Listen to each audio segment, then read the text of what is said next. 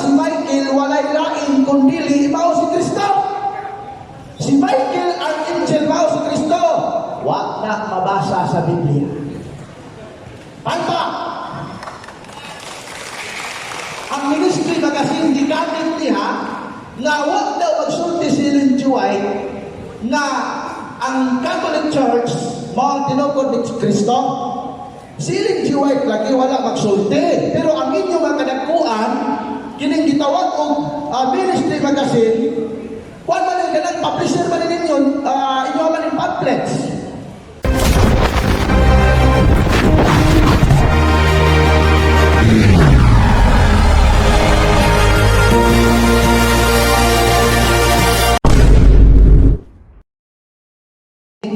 Sa akong opponent, nga sukado din daw ang ipapahulay.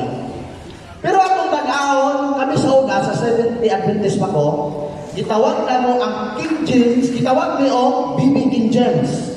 Kaya nagsalit niya ng King James version ng Biblia.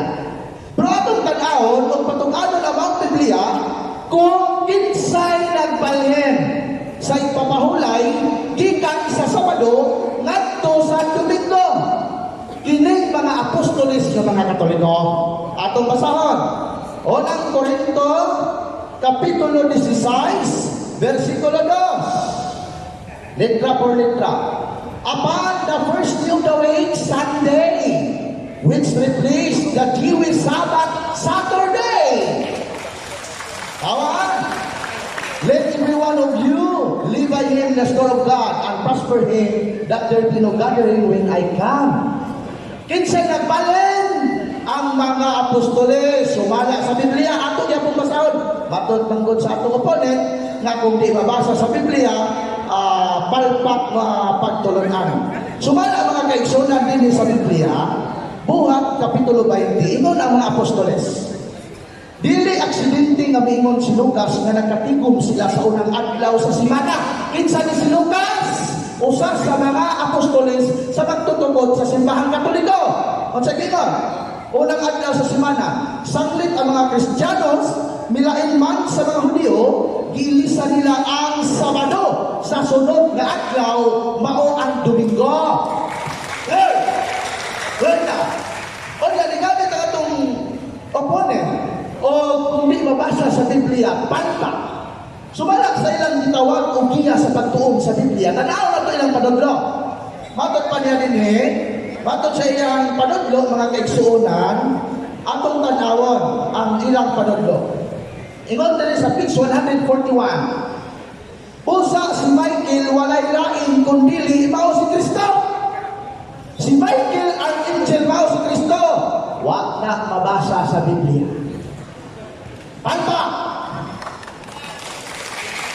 Ang ministry magasin gigamit niya nga wa daw magsulti si Ellen G. White na ang Catholic Church mao tinukod ni Kristo. Si Ellen G. White lagi wala magsulti. Pero ang inyong mga kadakuan, kining gitawag og ministry magasin, kung man ang ganang publisher man ninyo, inyo man yung pamphlets.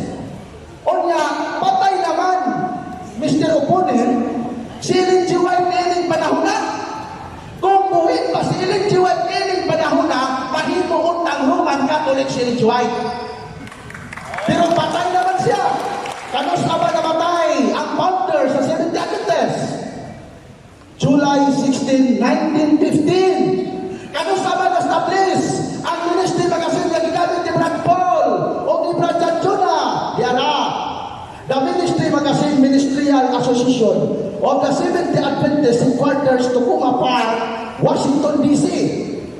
Volume 1 in December 1928. Wala na si Ellen G. White. So kung naapa si Ellen G. White, buhin pa si Ellen G. White, ubalhin yun si Ellen G. White kung Katoliko. Amen. Sunod. Ino niya, huwag mabasa sa Biblia nga Katoliko. Ato na kung gamiton nila ang paboritong Biblia. King James Version Japan. Ika mo gamit ng Katoliko kay basit mo ingon siya nga ay bias mga Biblia nyo hamra. King James Version. Sulat ni Apostol Juan. Versikulo Kapitulo 4, versikulo 1. Ingon si Apostol Juan, ang katapusan nga namatay nga apostolis sa atong Ginoo. Ingon siya, he wanted them not to be blue or pictures, who boast of the Spirit, but that tried them by the rules of Catholic faith. Ang itudlo ni San Juan, Catholic faith, o sumala din Biblia sa protestante gihapon nga Baxter. Juan, Kapitulo 16, versikulo 10, ang tapukan ni Kristo sa iyang katawhan, katolikong simbahan. Niya pa ko'y issue na ilang giribat kanina, nga nangayong Santo Papa, nangayong pasaylo ang Santo Papa sa pagpamatay, matod pa. Gamit nila Catholic Journal ni Bradson Fernandez, ang pagsupak ang dibasa, ang katong tubag, mabasahan. So, dili ang Catholic defender ang namutol, no? Dili. So, matod pa sa atong opponent na nangayong pasaylo. So, kung tinuod pa na, nangayong yung pasaylo ng Santo Papa, very good. Kaysa ilang simbahan, huwag yun nangayong pasaylo na grabe ang pagpamatay sa mga bata sa tiyan sa ilang inahan. Usa sa guidelines sa abortion history sa Adventist Church na ang bata, kung kanang gitawag o mongoloid siya, kinahanglan sa patyon sa tiyan sa inahan. Kung ang bata, bunga sa rin o bunga sa pagkikilawas, sa managsuot, kinahanglan siyang patyon sa tiyan sa iyang inahan. Grabe. Nangayo magpasaylo, ang galagkuan nila, wala. Palakpakan nga ito sa kupapa, kaya nangayo magpasaylo.